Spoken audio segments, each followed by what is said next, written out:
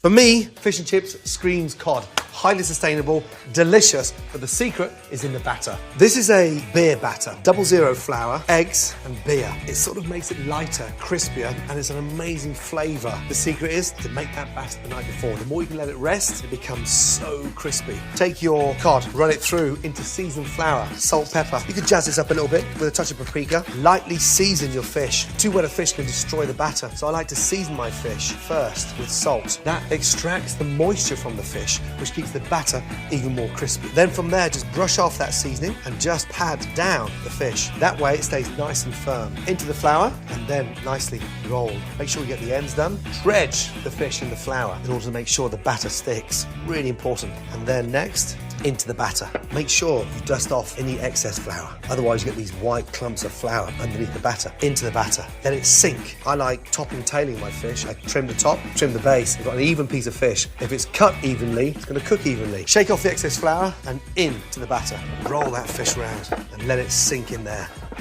Now, oil comes up to 300. It takes about 6 to 7 minutes to cook beautifully. But here's the secret. Keep that fish coated. This is where it gets messy but exciting. Lift up your fish, go left to right, dredging it, and then very quickly get a point on the fish. Let the batter run down, shake off any excess flour, and then into the fryer. And just sort of taunt it first and just let it lay away from you. Shake the pan gently. That starts to cover the top of the fish. Take a spatula and just gently baste the top of the fish. Once you've had the fish in there for 2 minutes, flip over the fish. And that way you see it evenly coated. Look at that. It's beautiful, golden brown. Now, take that out, shake it well, let that sit. They're like these perfect parcels, and literally let that sit there. Now, as it's piping hot, you salt and just lightly season the top. And what happens to the fish now, it just gets even crispier, but the batter's seasoned underneath and on top, and that's really important. Right, fries. These are Yukon Gold potatoes, and basically just peeled, not washed, because I want the starch to get really nice and crispy. I start them off at a very low temperature in a way that I blanch them, and that is literally in the oil first for 2 minutes at 330. In. Blanching basically means cooking with no colour. And the secret here now is to blanch them for 2 minutes at 330, take them out, let them rest, crank up the heat, go from 320 to 385. Great. Now the temperature's risen, fries back in, second time cooking, and this time it's getting them really nice and crispy. A great indicator cooking in fryers is that when it starts to float, it's the confirmation that it's cooked, whether it's fish, chicken or fries. Cooking fries twice, blanching them first and then putting them back in hot oil at the end is so much more healthier because they don't sit in the oil for anywhere near as long as frozen fries, so it's really good to cook them twice. Super healthy. Fries are done, shake. You can hear how crispy they are. Out onto a tray, drain them really well. Lightly rub off the excess fat, let them sit there. I love placing them into a bowl, fresh parsley on top, a touch of paprika, and then a touch of salt and pepper. And then from there, just roll them around. You can hear how crispy they are. Beautiful. Fish and chips would not be complete unless we got peas.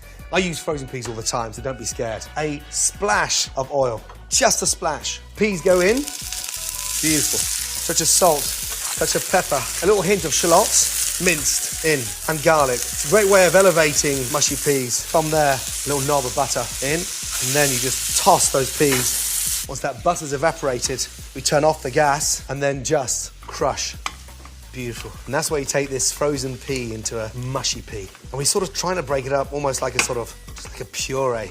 But I don't want to refine them too much because the flavour is when you burst them. Touch more butter in there. The butter gives it a really nice glossy finish. One more little finishing touch. Some fresh mint. Just bring your leaves down, lay them on top of one another. Get your largest leaf on the bottom, roll it really tight, and then just shred. Let the knife do the work. Look, beautiful, fresh mint. Now sprinkle that over your peas, and that just lifts the peas beautifully. When I serve lemon on a plate, I take these bits off. These are like the posh parts. It's just like the perfect wedge or slice of lemon. And now we're ready to plate. Fish comes over. Hear how crunchy that is. Fries, place them there. Hear how crispy they are. Beautifully done. And then from there, this beautiful mound of mushy peas placed to the side. Finally, the sort of Rolls Royce of sauces with fish and chips. Tartar sauce. There's a mayonnaise with gherkins, onions, and the most amazing capers in there. That goes on the side, and that just cascades off. And how can you serve fish and chips without lemon? I get my lemon here and I just squeeze it over the fish onto the salt. And then got a fresh one there, literally for seconds. And there we have fish and chips a la Gordon.